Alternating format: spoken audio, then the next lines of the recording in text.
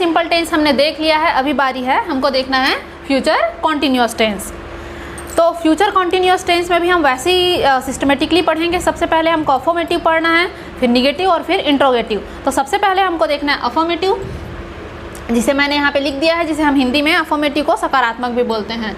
इसकी पहचान क्या होती है? अगर किसी भी वाक्य के अंत में अगर रहा होगा, रही होगी, रहे होंगे, अगर ऐसा आपको अक्षर या शब्द दिखाई देता है तो आपको पता चल जाएगा कि वो फ्यूचर कॉन्टिन्यूअस टेंस है। इसमें भी क्या होता है, भविष्य में कोई क्रिया हो रही होगी, कंटिन्यूएशन में होगी, इसका हम क्या करते हैं, अनुमान लगाते हैं और उसको लिखते हैं। तो चलिए देखते हैं कि इसका जो रूल है वो क्या है। सबसे पहले आता है सब्जेक्ट, जैसा कि आपको पता है चाहे कोई सा भी रूल हो उसमें सबसे पहले सब्जेक्ट आता है और सबसे लास्ट में ऑब्जेक्ट आता है। तो इसमें भी सबसे पहले आ जाएगा सब्जेक्ट, उसके बाद शैल या विल, ये किसका हेल्पिंग वर्ब है, फ्यूचर टेंस का। आपको पता है फ्यूचर टेंस के चारों हिस्से, चाहे वो सिंपल हो, कॉन्टिन्यूअस हो, परफेक्ट हो या परफेक्ट कॉन्टिन्यूअस हो, सब में जो हेल्पिंग वर्ब है शैल या विल, इसका प्रयोग हम करते हैं। तो क्या चीज़ है जिससे आपको पता चल जाएगा कि ये फ्यूचर सिंपल नहीं है, ये फ्यूचर कॉन्टिन्यूअस है, तो वो है बी। बी अगर आपको दिखाई देता है तो आपको पता चल जाएगा कि वो क्या है, कॉन्टिन्यूअस है। और जैसा कि आपको पता है कॉन्टिन्यूअस जहाँ पे भी होता है वहाँ पे वर्ब का फर्स्ट फॉर्म और आईएनजी लगता है। तो यहाँ पे भी हमने वर्ब का फर्स्ट फॉर्म और आईएनजी लगा दिया है और लास्ट में है ऑब्जेक्ट। तो हमारा रूल बन के तैयार हो जाता है। सबसे पहले सब्जेक्ट, हेल्पिंग वर्ब शैल या will plus be plus verb का फर्स्ट फॉर्म, आईएनजी और ऑब्जेक्ट। तो चलिए इस रूल की हेल्प से हम कुछ एग्जांपल्स देख लेते हैं और उसको बारी बारी से हिंदी में ट्रांसलेट करते हैं।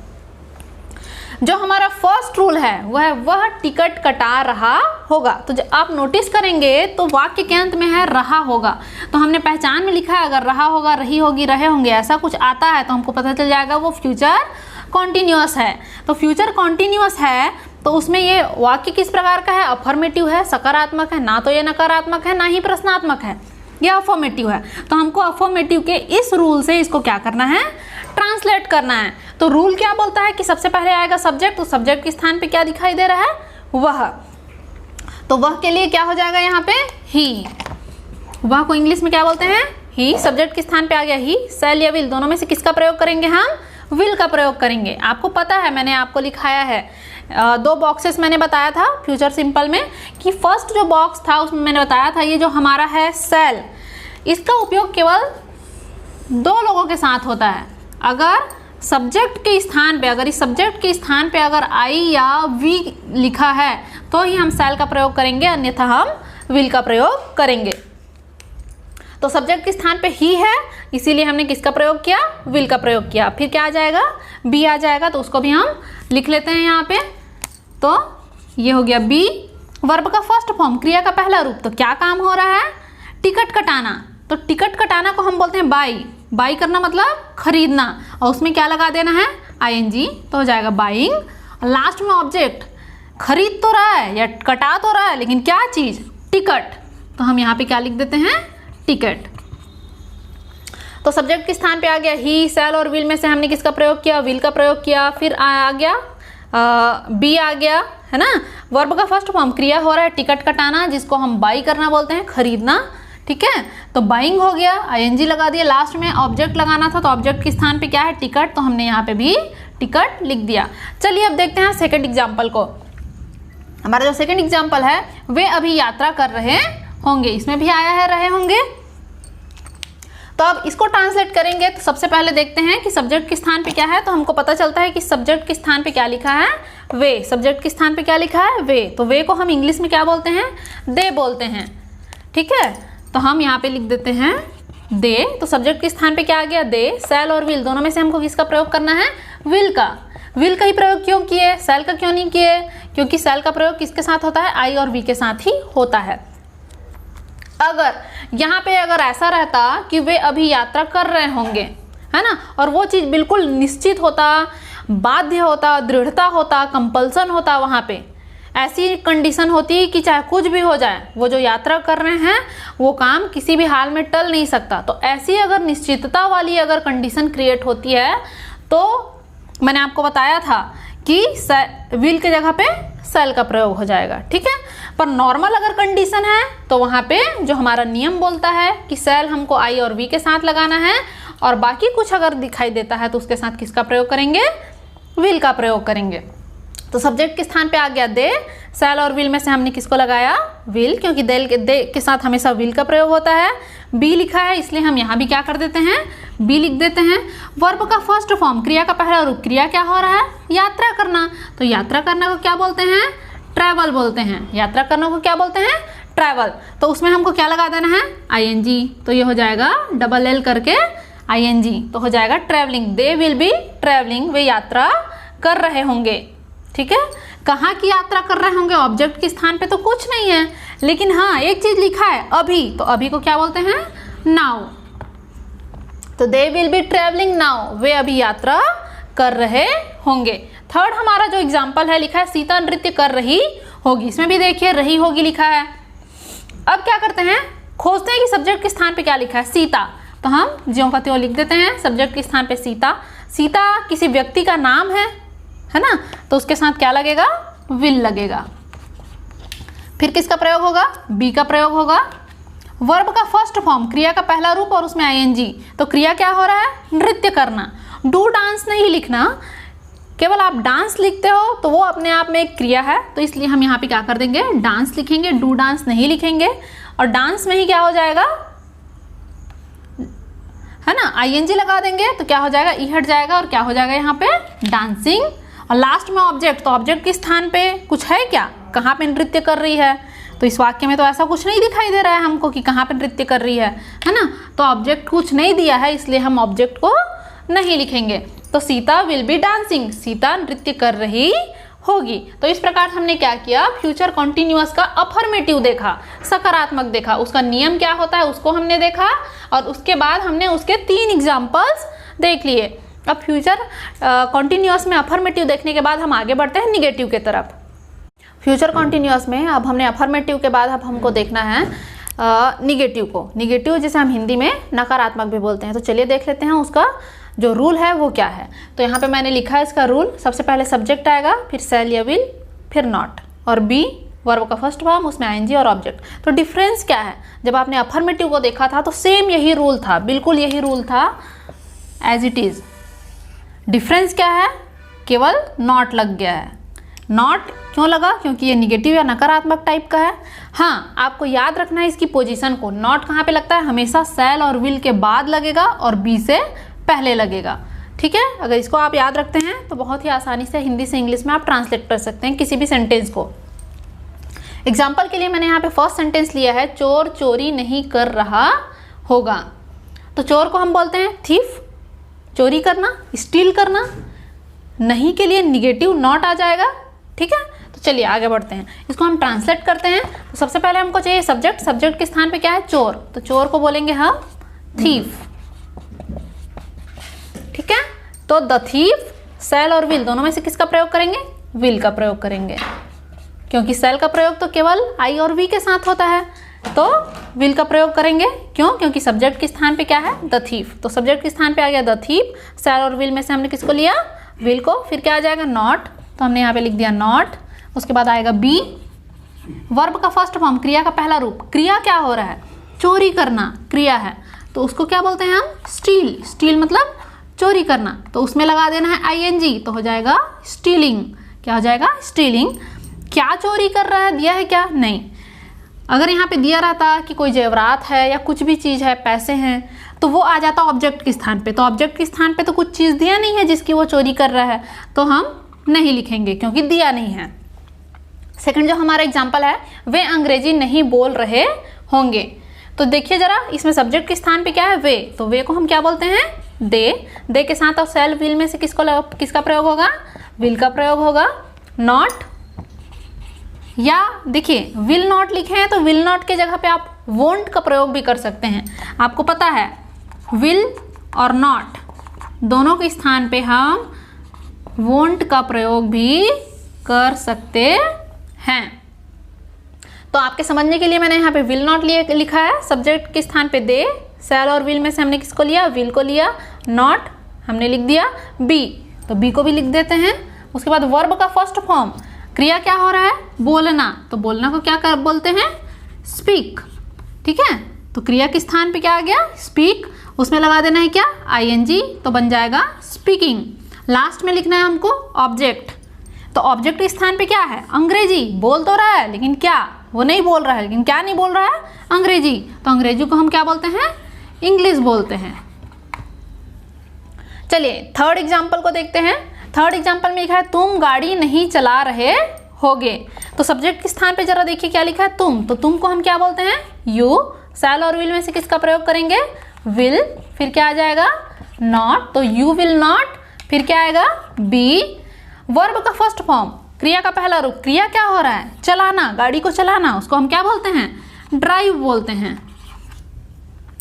तो क्रिया का पहला रूप ड्राइव हो गया, उसमें लगा देना आईएनजी। तो क्या हो जाएगा? ड्राइविंग। लास्ट में ऑब्जेक्ट क्या? गाड़ी। तो व्हीकल। ठीक है। तो हमने क्या किया? निगेटिव के जो 3 एग्जाम्पल थे उसको बारी बारी से हिंदी से इंग्लिश में ट्रांसलेट कर लिया। किसकी मदद से? इस रूल की मदद से। मैंने आपको बार बार बोला है कि अगर आपको रूल्स याद करने में अगर कन्फ्यूजन होता है तो केवल अफर्मेटिव का रूल याद कीजिए। चाहे कोई भी टेंस हो, किसी भी टेंस का कोई सा भी पार्ट हो, चाहे सिंपल हो, कॉन्टिन्यूअस हो, परफेक्ट हो या परफेक्ट कॉन्टिन्यूअस हो, आप केवल सकारात्मक जिसे हम अफर्मेटिव बोलते हैं उसी का रूल याद करना है। उसी से ही निगेटिव बन जाता है। नॉट लगा दिए तो निगेटिव बन गया, और उसी से ही हम इंट्रोगेटिव बना लेंगे। सहायक क्रिया को उठाओ, सबसे सामने में रख दो, तो क्या बन जाएगा? इंट्रोगेटिव। तो चलिए निगेटिव तो क्लियर हो गया, आगे देखते हैं इंट्रोगेटिव। इंट्रोगेटिव देखना है हमको। तो इंट्रोगेटिव जैसा कि आप जानते हैं कि एक प्रश्नात्मक होता है। तो प्रश्नात्मक का जो रूल होता है वो हमको 2 रूल बनाने होते हैं। जैसा कि आप देख सकते हैं, rule number 1 and rule number 2। तो rule number 1 and rule number 2 को आप क्रिएट कैसे करेंगे? इसको रटने की आवश्यकता नहीं है। अगर आपको निगेटिव का रूल याद है, निगेटिव में आपको याद होगा कि हमने ये वाला रूल लिखा था, सब्जेक्ट प्लस शैल या विल प्लस बी, और उसके बाद यहाँ पे था नॉट। या आप अफर्मेटिव का भी रूल ले सकते हैं। अफर्मेटिव में क्या था? सब्जेक्ट प्लस शैल या will plus be plus verb का फर्स्ट फॉर्म में आईएनजी और ऑब्जेक्ट। ये अफर्मेटिव का रूल है। तो अफर्मेटिव के रूल से ही हमको इंट्रोगेटिव का रूल बनाना है। तो आपको क्या करना है? इसमें जो हेल्पिंग वर्ब दिया है शैल या विल, उसको उठाना है और सबसे सामने में यहाँ पे रख देना है, और बाकी जो बच जाएगा उसको ज्यों का त्यों लिख देना है। ठीक है। तो वही काम हमने यहाँ पे किया है। रूल नंबर 1 बनाने के लिए शैल या विल को उठा के हमने सामने रख दिया, जो बच गया उसको लिख दिया। क्या क्या बच गया? सब्जेक्ट, तो हमने यहाँ सब्जेक्ट लिखा। बी बच गया तो उसको भी लिख दिया। वर्ब का फर्स्ट फॉर्म आईएनजी यहाँ पे आ गया, ऑब्जेक्ट की जगह पे ऑब्जेक्ट आ गया। लास्ट में हमने क्वेश्चन मार्क इसलिए लिखा है क्योंकि ये इंट्रोगेटिव टाइप का सेंटेंस है, प्रश्नात्मक सेंटेंस है, इसीलिए यहाँ पे क्वेश्चन मार्क लिखा है। अगर आपको रूल नंबर 1 बन जाता है तो रूल नंबर 2 बनाना बहुत ज़्यादा आसान हो जाता है, क्योंकि रूल नंबर 1 जो है, इसका जो रूल है सेम उसी को हमको यहाँ पे कॉपी कर देना है। बिल्कुल वही रूल आएगा, बस एक चीज़ आपको सामने में एक्स्ट्रा ऐड कर देनी है। वो चीज़ क्या है? WH वर्ड, प्रश्नात्मक शब्द। WH वर्ड क्या होते हैं? प्रश्नात्मक शब्द होते हैं। जैसे हिंदी में कब, क्यों, कहाँ, कैसे होता है, वैसे ही इंग्लिश में हम why, when, what, where, whose, whom ये बोलते हैं। तो अगर आप नोटिस करेंगे तो वॉट, वेयर, वेन, इन सब में जो स्टार्टिंग लेटर्स हैं वो WH है ना। इसीलिए इन प्रश्नात्मक शब्दों को क्या कहा जाता है? WH वर्ड्स बोला जाता है। चलिए अब हम बारी बारी से क्या करते हैं, एग्जाम्पल 1 एंड एग्जाम्पल 2 को देख लेते हैं। एग्जाम्पल 1 में लिखा है क्या नेता भ्रष्टाचार फैला रहे होंगे।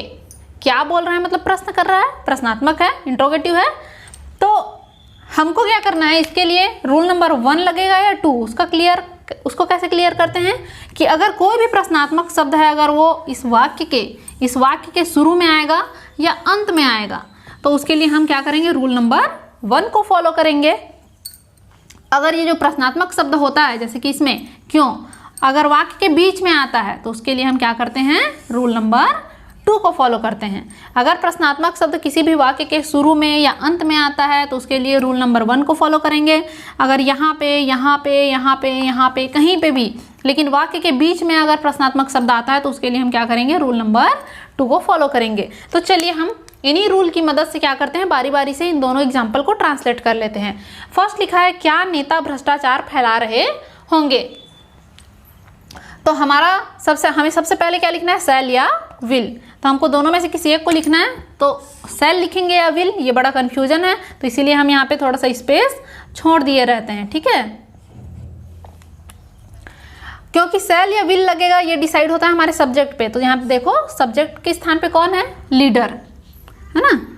नेता को क्या बोलते हैं? लीडर। तो यहाँ पे क्या हमारे नेता बोल रहे हैं, है ना, फैला रहे होंगे, है ना, तो बहुत सारे नेताओं को बोला जा रहा है, तो लीडर, बहुत सारे नेता हैं तो क्या हो जाएगा? लीडर्स। ठीक है, तो सब्जेक्ट के स्थान पे क्या आ गया? लीडर्स। और लीडर्स के साथ सेल लगेगा या विल लगेगा? तो आपको पता है क्या लगेगा? विल लगेगा। ये इसका कॉन्सेप्ट तो बिल्कुल क्लियर है, क्योंकि ये जो हमारा सेल है वो केवल दो लोगों के साथ ही लगता है। ये जो सेल है वो केवल किसके किसके साथ लगता है? आई और वी के साथ लगता है।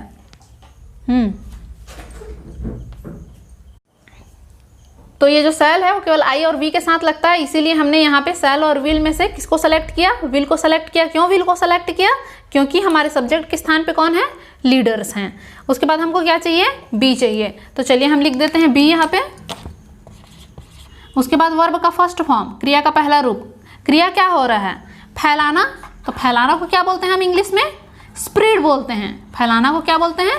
स्प्रेड। तो उसमें लगा देना है आईएनजी, तो क्या हो जाएगा? स्प्रेडिंग। लास्ट में लिखना है हमको ऑब्जेक्ट। फैला तो रहे हैं, स्प्रेड तो कर रहे हैं, लेकिन क्या चीज? भ्रष्टाचार। तो भ्रष्टाचार को हम बोलते हैं करप्शन। ठीक है, और चूंकि इंट्रोगेटिव है इसलिए हमको लास्ट में क्वेश्चन मार्क लगाना है। तो will leaders be spreading corruption? क्या नेता भ्रष्टाचार फैला रहे होंगे? चलिए सेकंड हमारे सेंटेंस को देखते हैं। यहाँ पे देखिए, मैं पढ़ाई क्यों कर रही होंगी। तो इस सेंटेंस को जब हम पढ़ते हैं तो हमारा जो प्रश्नात्मक शब्द है वो आता है बीच में, इसीलिए हम रूल नंबर 2 को फॉलो करेंगे। रूल नंबर 2 क्या बोलता है? सबसे पहले आएगा WH वर्ड, प्रश्नात्मक शब्द। तो प्रश्नात्मक शब्द क्या है? क्यों। तो क्यों को इंग्लिश में क्या बोलते हैं? वाई। तो WH वर्ड के जगह पे क्या आ गया? वाई। सेल या विल में से किसका यूज करेंगे?